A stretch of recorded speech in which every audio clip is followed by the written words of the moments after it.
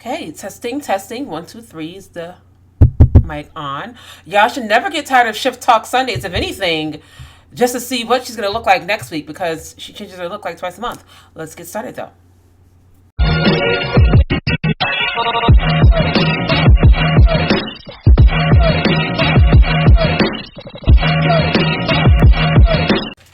Okay, so welcome back to another Shift Talk Sunday. I am just super excited. Every week I'm more excited. There's just so many things coming around the pike, and I have learned to not announce everything all at once, though I really want to. But there are going to be some additions, not to Shift Talk Sunday, but just to this channel, starting in about a week or two. But I'll announce that next week, so make sure you're here next week as well. And yeah, just like two little shout outs. First and foremost, I want to shout out Me First Mommy for my shirt. It says I said what I said is a black tee. I'm wearing very short shorts, so I'm not going to stand all the way up. But I love this shirt. So shouts to Me First Mommy for a shirt that fits me perfectly. Secondly, I am just going to ask and pray that you all keep one of my followers in prayer. I don't want to say her name. She is in Kazakhstan, I believe it is, and she is right between Ukraine and Russia. And from what I understand, they are on the verge of blocking media. And she put up a final, kind of like a final post, if she's not able to update us, just letting us know that she loves us all. I'm like emotional. And so I don't want to say her name because I don't know where this will reach, because who would have thought I would have had a follower that I could actively talk to in that area, you know? So just keep her in prayer. You may not know her name, but God does. So just keep her in prayer. And she's also a woman in ministry in that area also, which is not easy at all. So there's a lot going on, you know. And yeah, so just keep her in prayer. And we are going to get into this Shift Talk Sunday. And actually, I honestly want to dedicate this to her because she has gone on her own journey of like healing and vulnerability. So I want to dedicate this to her because she has been talking a lot about healthy vulnerability with women where she is in the country that she's in as well. So this is dedicated to you. You know who you are. I will send you this clip. All right. So, Shift Talk Sunday. First and foremost, if you have been here before, welcome back. Thank you so much for being a consistent supporter. If you are new, welcome. My name is Shamar Latanya. I'm an author, a speaker. I'm also a Christian life coach and a faith-based speaker. I think I already said that.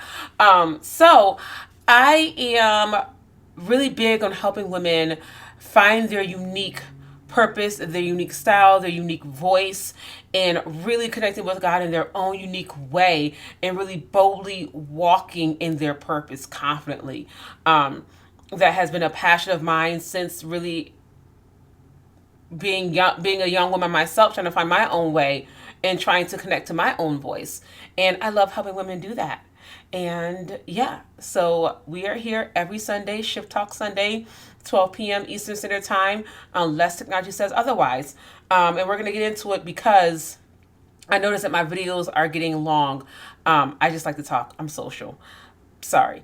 If you see me looking down, I got notes this week, y'all. I got notes on my notebook. I got notes on my phone. Let's get into healthy vulnerability. We don't need to introduce them. So, vulnerability. When you say that word, we're going to be talking about healthy vulnerability, but when you say the word vulnerability, I'm sure, I don't know for you, but for me, I remember feeling like, I ain't no punk. I ain't about to be soft. I'm a G. I don't do this or that. Vulnerability, at the end of the day, for me, is a very scary word. I have since healed past a lot of it, but there are times where it is still scary to be vulnerable. Some of you that may have elicited a PTSD response. For some of you, it may be just as scary. For some of you, you may not even want to say the word. A vulnerability to me can often feel like a tsunami. It is definitely a leap of faith and trust, and you don't know what's there, right? So the first thing I want to say is take a deep breath. I well, I don't know. I'm gonna ask y'all to leave. I'm sorry. This is me. If you've been with me long enough, I am that cousin that if you don't know how to swim, I will push you in the water. But I'll be there to help you in case you start drowning and whatnot. All right. So that is me. I have notes today. I have notes. So vulnerability. First and foremost, let's get into what vulnerability is. And I got my little notes. Vulnerability is a state of emotional exposure that comes with a certain degree of uncertainty. Okay, that was a lot in of itself. Emotions, exposure to these emotions, degree of uncertainty, like that is debilitating to me at least, or it has been. May not be debilitating, but it is kind of like, I need to know what's going to happen, when it's going to happen. But vulnerability involves your willingness to accept the emotional risk that comes from being open and willing to love and be loved. And if that has not worked out for you, then that's scary. Okay. But let's take it a step further. To love and be loved, but to trust yourself and listen to yourself requires a certain degree of vulnerability with your own self. It requires not only, you opening up to somebody else, but you opening up to yourself and in your own inner spirit. And it's this perfect mix and this perfect storm of so many other people have let me down and I've let myself down and I haven't always made the right decisions. So now I can't trust them and I can't trust me. That's quite a bit to deal with. You know what I mean? But we deal with it and it tacks on and we add it on. So when we talk about vulnerability is, to me at least, let me move my stuff out the way. Vulnerability is too soft. I don't want to be a punk. I don't want to sound like a punk. It's easier to not acknowledge my emotions. Or for me, I have found that it was often easier to acknowledge the emotions of anger versus hurt. Like I felt more comfortable being angry than I did being hurt. It's like a spiral, and you're acknowledging emotions. And in order to acknowledge the emotions, you also have to acknowledge what happened. And let me just tell you this. When you have been hurt, you don't want to acknowledge that you weren't smart enough to catch what somebody else was doing, or that you weren't smart enough to see what they were doing, or you weren't discerning enough. It's a very frustrating thing to think, I dropped the ball somewhere. I should have caught it and I did it. It's a lot of pressure to put on yourself, first of all. If you're anything like me, you have put that pressure on yourself plenty of times. I am the queen of putting pressure on myself. But vulnerability can hit you like a tsunami if you aren't careful. And that's why many of us don't want to do it. We just like with a tsunami, no one sits around and waits for a tsunami to come. Like, when we know a tsunami is coming, what do? We run. I mean, I don't know about I ain't never been in one, but from what I've seen, when people know a tsunami is coming, they don't just sit there and let it happen, they run. And that's a lot of times, that's how we handle vulnerability a lot of times. We know it's coming, we know that there is a time where it comes up and we don't want to deal with it, so we run. Or, if you're anything like me, you run and you drown it in alcohol. Like, I'ma just knock back shots. I'ma just knock back liquor. I'ma just knock back. Oh, God, I forgot the liquor I used to drink. I know tequila was one of my vices, but I forgot the brand. Come on, Deliverance. But we drown out alcohol, or, look at my notes, or we overwork ourselves. I'm also really big on that. I am still trying to find that balance between being a workaholic and being a lady of leisure and just chilling. I just have PTSD about my mic not being on. Or we accumulate things like retail therapy, another one of my vices still. I think like last week I had gotten into an argument with a friend of mine and he made me so mad that the first thing I thought was, I cannot wait until the morning to go out and shop and let my mind breathe. And listen, money is flowing, but not to the point like that, okay? But it's giving very much that Solange song, Cranes in the Sky. And she talks about all the things she tried to do to get it away. I tried to drink it away. I tried to put one in the air. I'm not going to say it's early. And all these things that she tried to do to get whatever it was away. And that's what we do with vulnerability. When we don't want to face it, we'll do all kinds of crazy things to numb ourselves to the overwhelming amount of emotions that happen when you're vulnerable. When the reality is, we've just got to learn how to process. And we don't, many of us have not been taught how to process. And that's where we begin to fall apart. But let's go even further. Let's go even further with that. If you're not careful about that energy, guess what happens? When you're not careful with vulnerability and you don't deal with it and you don't process it and it runs rampant all over you, then your energy is all over the place. And what happens with your energy? We all know, we've talked about it, it radiates. And your outer world oftentimes reflects your inner world at some degree.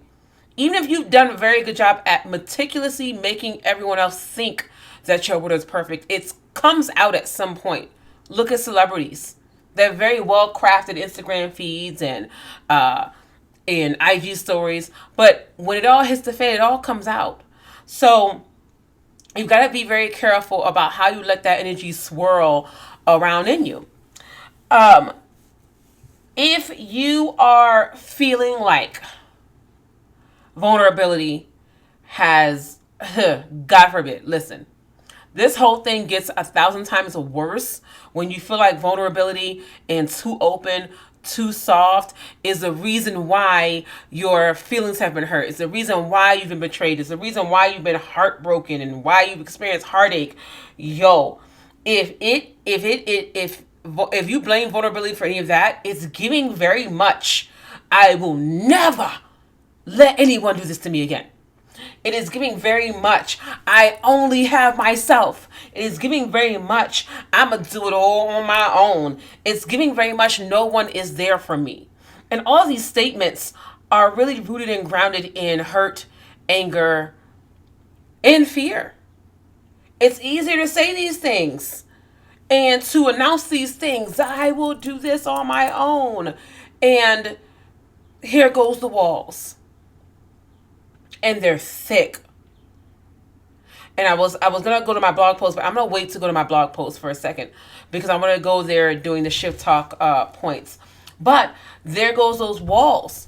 And what happens is it becomes generational. We all pass it down to our kids. You can't trust nobody. You can't trust a man. Everyone's out to get you. I think I talked about this in a couple other shift talk Sundays. If you don't handle your vulnerability, if you don't process these things when they happen, then you end up with years of torment and regret and isolation when it didn't necessarily need to be that way. So when we're thinking about healthy vulnerability, like every time I have talked about this topic with women that I've coached, it has always been the extremely successful women who have great jobs, degrees, highly educated, take very good care of themselves, that do not want to mention vulnerability. You know why we don't want to do that?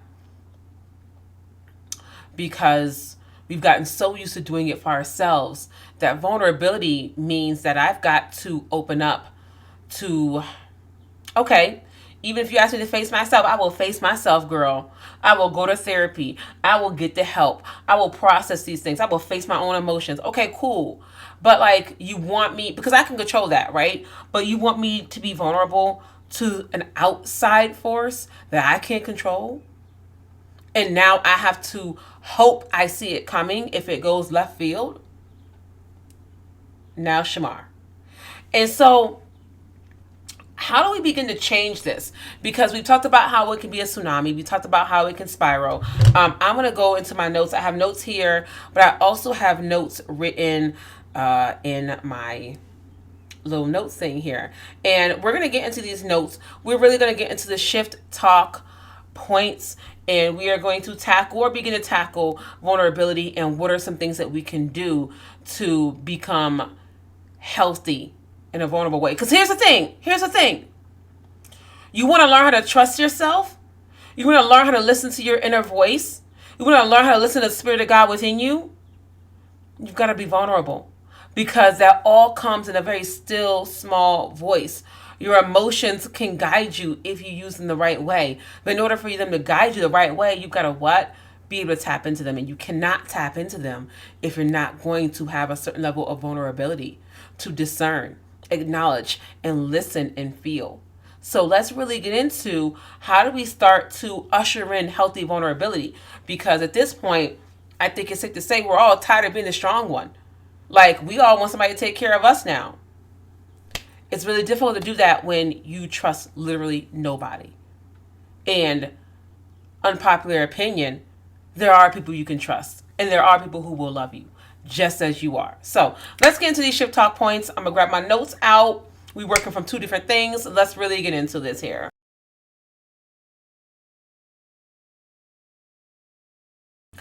Okay, so first shift talk point, I say it every week. I'm going to keep saying it every week until y'all get it. Say it with me now. 1, 2, 3. Therapy. Go. Get you some help. We're moving on. I've beat that with a dead horse, but I'm going to say it at least once a week, okay? But the next shift talk point is to trust in something higher than yourself, okay? Trust in something higher than yourself. For me, that higher than myself is going to be God. But the reason why it's important that you trust in something higher than yourself is because I go by the scripture. I live by the scripture in Psalms. God is within her, she will not fall. In all things that I do, I'm looking at my notes big time. Will people disappoint me? Maybe. Not all people, but sure. That's a part of life.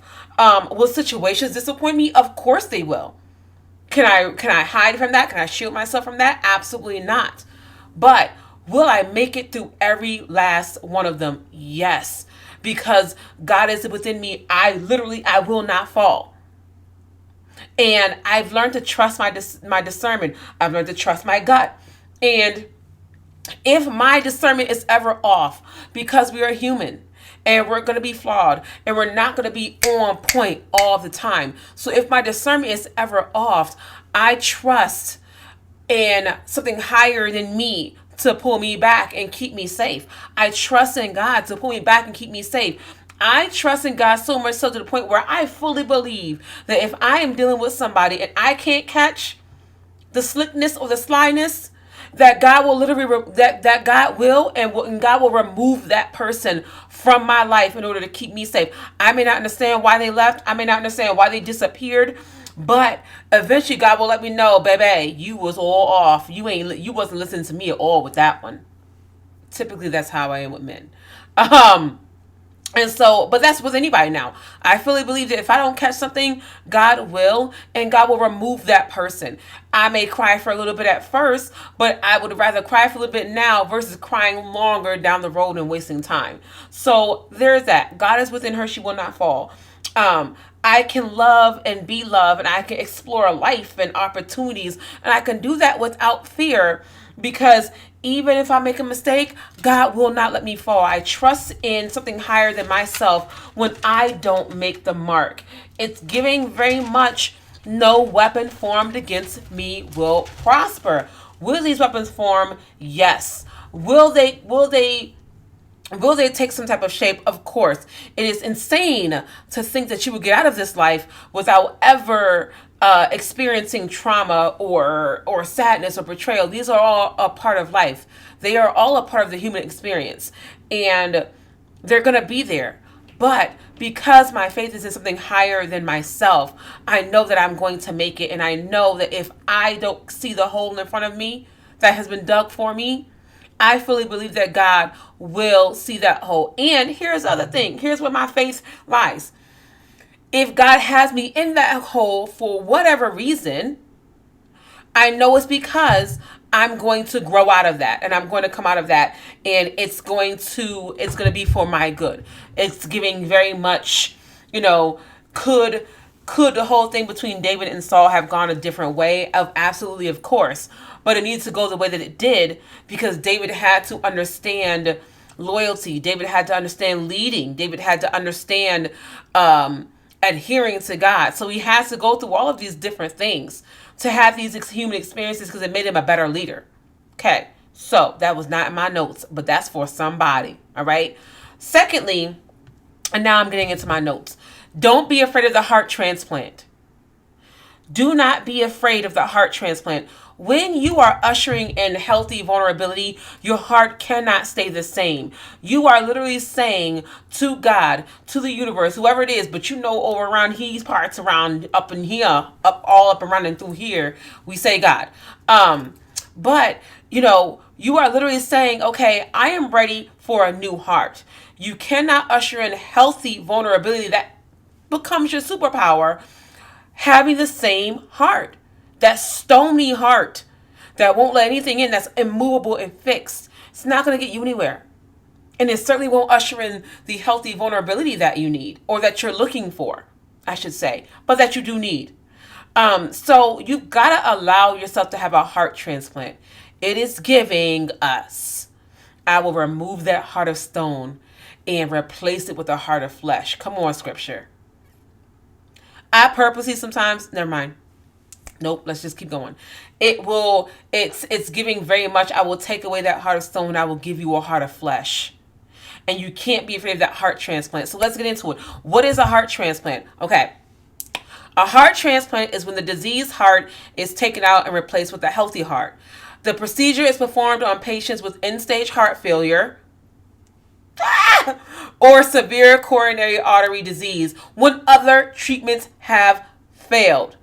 Interestingly, for a regular person, the procedure seems complicated, but for the heart surgeon, it's relatively easy. Come on now, Holy Ghost. So basically, they're taking out that diseased heart and replacing it with a healthy heart. And that's when they're at the end stage of heart failure and they're having severe heart disease and everything else has failed. Eventually, you have to get to the point where everything else fails. Nothing else has worked. I can't drink it away. I can't sex it away. I can't smoke it away. I can't work it away. Everything else has failed, and I'm still here dealing with this. So I need a heart transplant. And for me, that's mad complicated. But for the heart surgeon, but for God, it is relatively easy. I can't even fathom where to even begin with a heart surgery. You put me in some scrubs and look at a heart, I'm like, so who's about to do this? Because it's not I wouldn't even know where to begin. But the heart surgeon can do it like that. And that's what we have to allow God to do for us. Be our heart surgeon. It's in Ezekiel 36:26. Give you a new heart and put my spirit within you. And y'all know I was going to lean into scripture. So when we take away that heart of stone, what is stone? Let's really get into it here. Stone is a concrete, like a hard, solid mass of indeterminable, meaning it cannot be moved or known or established, size or shape. It's hard. Whereas you got flesh, which is living, breathing, has substance, it's protective, it allows one to feel. Think about those two definitions. It's like two different people. So, during this time where God says to Ezekiel, he says to them, okay, I'm going to remove their heart of stone and replace it with a heart of flesh. What was happening at that time? The state of Israel was in such a spiritual decline. They were heavy in idol worship. And what is idol worship?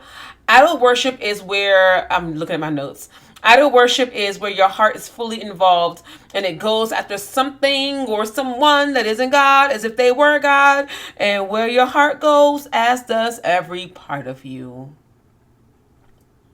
So, I'm going to ask you this uncomfortable question. Where has your heart been this entire time? Where did you let your heart go? Ooh, the sun is coming up, guys. I wonder if I can turn the light off, but whatever. When you've placed your heart with people and with situations and you try to do it all on your own, your heart's going to be led astray. It becomes stony. It becomes bitter because none of it works out.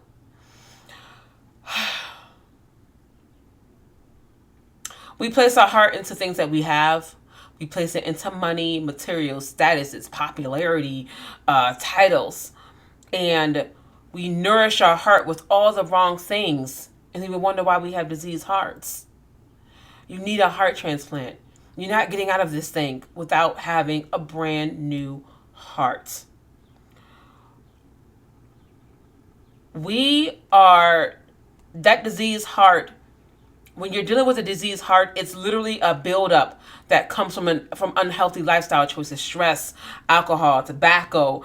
Sometimes you can be born with it. Hello, generational curses. Okay, strong women don't cry.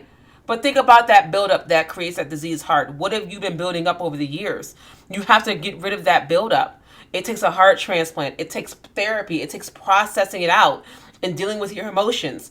And I had to ask myself, what unhealthy lifestyle choices was I making? Trusting the wrong people. We are going to see if we can shift this. Trusting the wrong people, being involved in the wrong things, putting my faith and my confidence in something that, in people that are like wishy-washy. Come on now, we gotta do better than that. But your heart is very precious, and out of the abundance of the heart, your mouth will speak, and your actions will align, and your spirit will align. And next thing you know, your world aligns with that. Wherever your heart is, that's where your treasure is. So it's impossible to think that you're going to get out of this without needing a new heart and a new spirit, and having to address those things and heal from them, pack them up, and move them on. And it goes a step further where it says you have to get a new spirit. Because what's the point of having a new heart if your spirit is the same? I have had the hardest time. These are our shift talk points, but y'all look, we in here, okay? I usually give y'all 1, 2, 3, 4. Let's just go with it. Having a new spirit has been something that has been exhilarating for me, scary for me, unknown for me. To be softer where I used to be harder. Everyone right now is entering their villain era. I'm like, no, I'm divine and feminine, and I just want to be softer. But entering that new era has given me such a softer spirit. And so I'm tapping into God much more, which allows me to help others. I'm tapping into others at a greater capacity. And I'm able to see things before they even come around the corner because I'm listening. And even when I don't like what I see, hear, or feel, I know I can process it and move on. That has been the biggest thing about having a new heart and a new spirit. And that's our next shift talk point. Learn how to process all of these emotions. The reason why we get scared of a vulnerability and it feels like a tsunami is because we let all the emotions have their way with us. And why?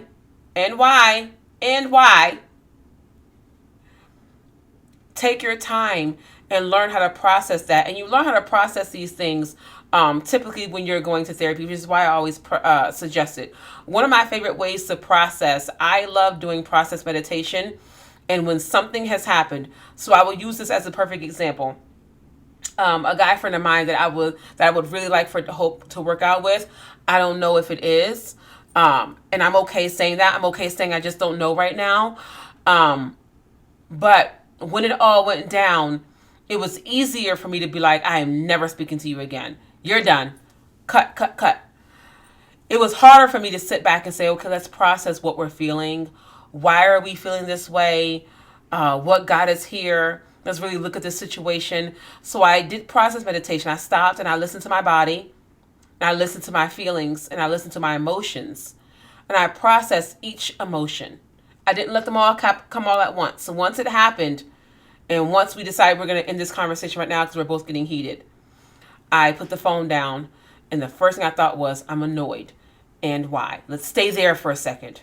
Process through that. Meditate on why we're annoyed. And then I'm angry. Let's stay there for a second. Let's process on why we're angry. And I had answers for each one.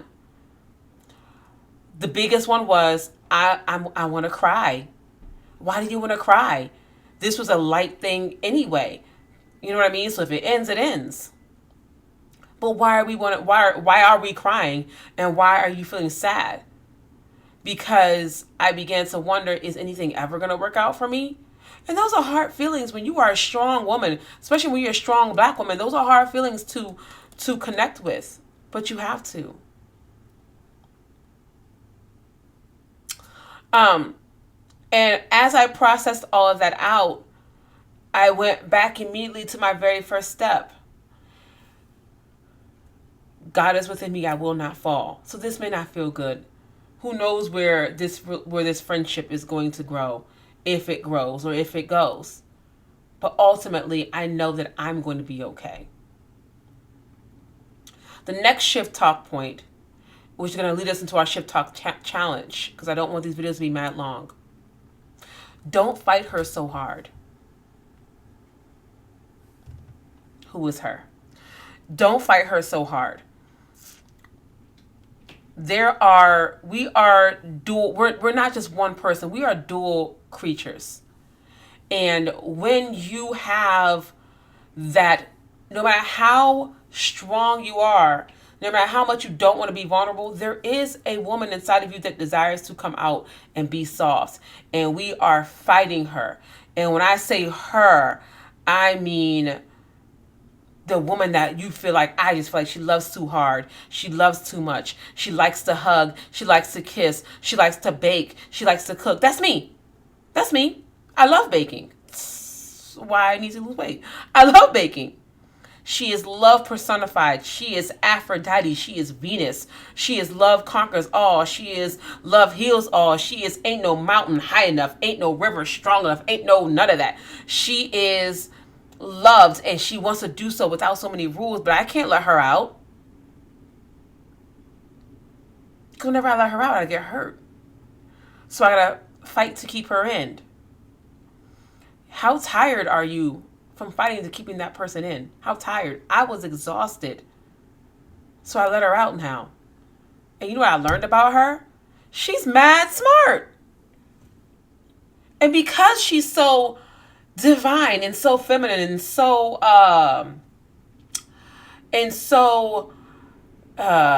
tapped in, she can catch what I can't. But she's me. You get where I'm going here? So don't fight her so hard. It's easy to boss up, get money, run companies, mentor, lead, play it cool. It's easy. How about you try being your most divine, unique, soft, loving self that God can tap into? We make these grandiose gestures because we don't want to deal with that still small voice. But the Spirit of God is in that still small voice. So don't fight her so hard. When you feel her come out, let her come out. And let her come out to play a little bit. And I think what you'll find is you love her. And she's not as bad as we would like to think she is. Don't fight her so hard. All right, let's get into our Shift Talk Weekly Challenge, because y'all see I'm losing the light, or the light, not losing the light, but the light is just, let's get into the Shift Talk Weekly Challenge, okay? And yeah, I am excited about this level of vulnerability that I think we're all going to start to face. So let's get into Shift Talk Weekly Challenge in 3, 2, 1.